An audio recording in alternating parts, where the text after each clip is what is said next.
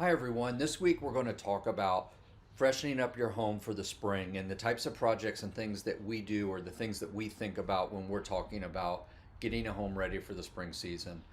So, we've had calls now for a couple months from clients of ours that know that they're going to get the exterior of their home painted this year.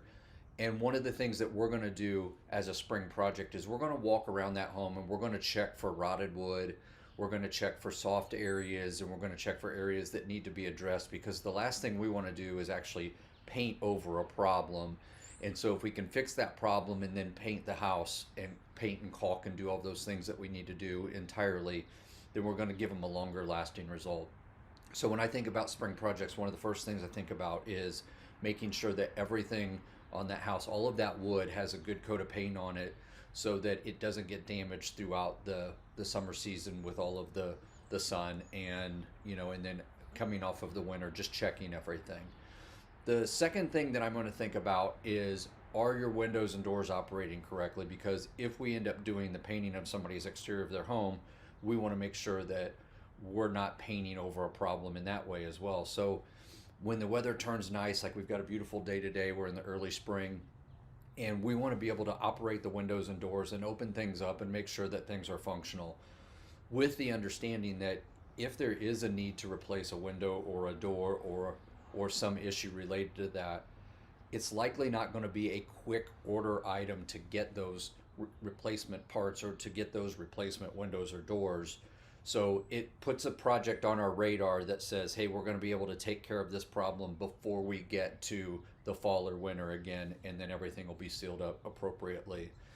Those are the primary things. I think it's interesting once you get beyond the idea that once you get beyond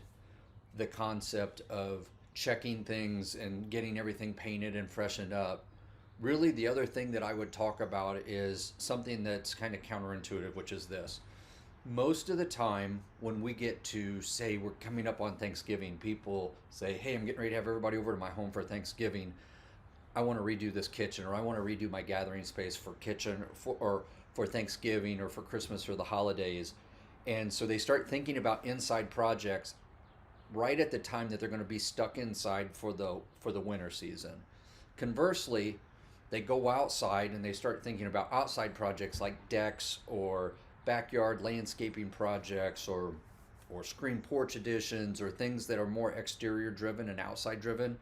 They start doing those projects and thinking about doing those projects when they're outside. And at that point, essentially what they're doing is they're tearing up their home or they're tearing up their yard and making that part of their space unusable